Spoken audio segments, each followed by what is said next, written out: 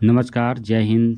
आप सभी को एक बार पुनः स्वागत है। आज हम देखेंगे कि लास्ट क्लास में हमने क्या देखा है। केमिस्ट्री का जो आपका कार्बन और उनके जो चैप्टर चल रहे हैं, उनके लास्ट क्लास में जो हम देखें उसको याद कर लेना बहुत ज़रूरी है, क्योंकि अगर यह आपको याद नहीं रहता है तो आने वाले समय में आपको उस केमिस्ट्री का जो चैप्टर है वो आपको समझ में नहीं आएगा।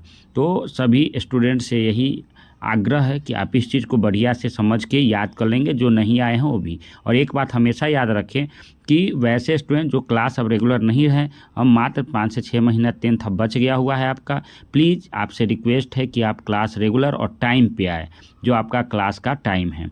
तो देखते हैं, देखिए इसमें हम क्या देखे थे लास्ट क्लास में कि हाइड्रोकार्बन के हम 3 प्रकार के बारे में हम पढ़ाए थे, क्योंकि यही इस चैप्टर का जान है, रीढ़ का हड्डी है ना। तो इसमें हम देखेंगे एल्केन, एल्कीन, एल्काइन के बारे में पढ़ाए थे, या हाइड्रोकार्बन क्या होता है, तो जिसमें केवल कार्बन और हाइड्रोजन हो। तो लास्ट में हम ये आपको बताए थे कि एल्केन, एल्कीन, एल्काइन होता है। इसका सूत्र भी बताया था, जो बहुत ही कैसे पहचानेंगे, तो सूत्र के सहायता से ही पहचानेंगे।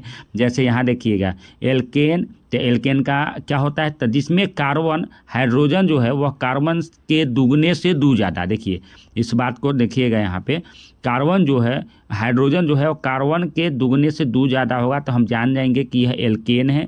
इसमें एक बंध बनेगा, यानी कि इसमें जो एकल बंध होगा, कैसा बंध होगा, यह एकल बंध होगा। ये आगे हम आपको और डिटेल से बताएंगे जब नेक्स्ट क्लास आपकी होगी। अगला है एल्कीन क्या होता है, तो देखिए कार्बन जितना रहता है उससे हाइड्रोजन दुगुना रहता है। यहाँ ध्यान दीजिएगा, जितना कार्बन उतना उससे दुगना हाइड्रोजन। और एल्काइन क्या होता है, तो जितना कार्बन उसके दुगने से हाइड्रोजन दो कम। ध्यान दीजिए, जितना कार्बन उसके दुगने से हाइड्रोजन दो कम, तो उसको हम लोग एल्काइन कहते हैं। यह आपके 11th 12th में भी बहुत ही महत्वपूर्ण है, इसलिए इसको ध्यान से क्लास 10th में आप लोग पढ़ लेंगे। देखिए एक एल्केन का अर्थ क्या होता है, एक बंध होता है। याद रखिएगा, एल्केन का अर्थ क्या होता है, एक बंध होता है। पहचान क्या है, तो लास्ट में एन रहता है। लास्ट में क्या रहता है, जैसे मेथेन, तो कहें कि कैसा बंध इसमें बनेगा, तो एकल बंध बनेगा। एथेन कैसा बंध बने, क्योंकि देखिए methane ane, ethane ane, propane ane, butane ane last में एन आ रहा है, तो हम जान जाएंगे कि इसमें एकल बंध बनेंगे। इसके बाद एल्कीन का अर्थ क्या होता है, तो दुई बंध होता है। क्या होता है, दुई बंध होता है। पहचान क्या है, तो अंत में इन रहता है, जैसे एथीन इन, प्रोपीन इन, ब्यूटीन इन, पेंटीन इन। इस तरह से आपको समझ में आ गया होगा। अब एल्काइन का अर्थ क्या होता है, त्रिबंध होता है। 3 गो बॉन्ड ऐसे होगा, जो कि आपको नेक्स्ट क्लास में हम बताएंगे कि 3 गो बॉन्ड कैसे बनेगा, कहाँ लिखाएगा, कैसे लिखाएगा, कहाँ पे लिखते हैं, किस तरह से लिखते हैं, सारे डाउट जो है आपके नेक्स्ट क्लास में क्लियर हो जाएंगे। आपको बस इतना जो हम स्क्रीन पे दे रहे हैं वो आपको याद कर लेना है।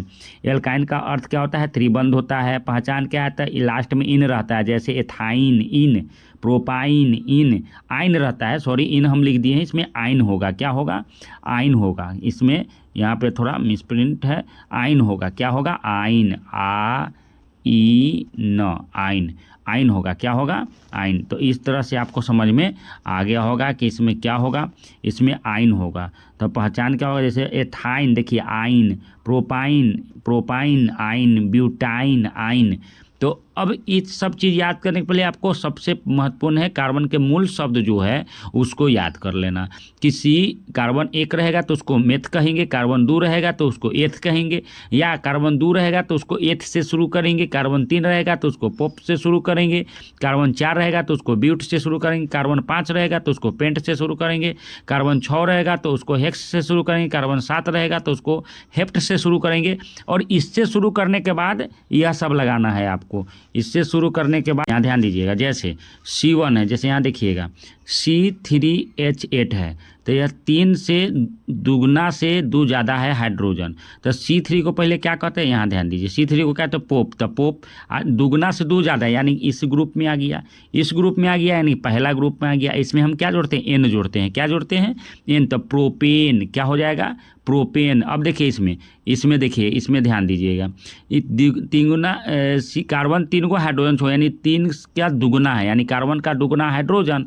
तो दुगना है तो C3 को हम लोग क्या कहेंगे, तो फिर यही बात यहाँ ध्यान दीजिए, C3 को हम लोग क्या कहेंगे, पोप कहेंगे। तो पोप हो गया।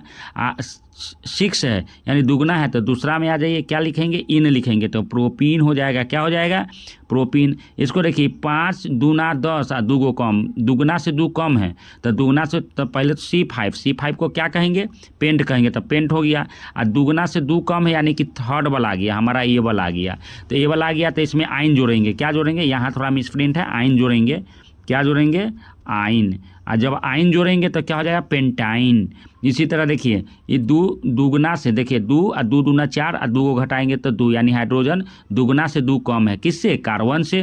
तो इसमें आइन जोड़ देंगे तो हो जाएगा एथाइन। अब कहेगा सर एथ कहाँ से आया, तो देखिए कार्बन 2 को है ना, देखिए यहाँ 2 कार्बन वाला को क्या कहेंगे, एथ कहेंगे, तो इसलिए एथाइन हो गया।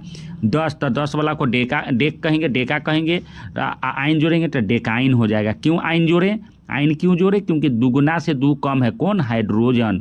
दुगना से 2 कौन कम है, हाइड्रोजन। तो इस तरह से आपको जो हम समझाए हैं उस चीज़ को और बेहतर इसी तरह से समझ लेना है और बढ़िया से इसको याद करना है। एक बात हमेशा ध्यान रखना है, क्लास रेगुलर रहना है। क्लास अगर रेगुलर रहते हैं, यदि आप क्लास रेगुलर रहते हैं तो आपको बेहतर से बेहतरीन समझ में आएगा। इसलिए आप क्लास रेगुलर रहिए। जय हिंद, जय भारत।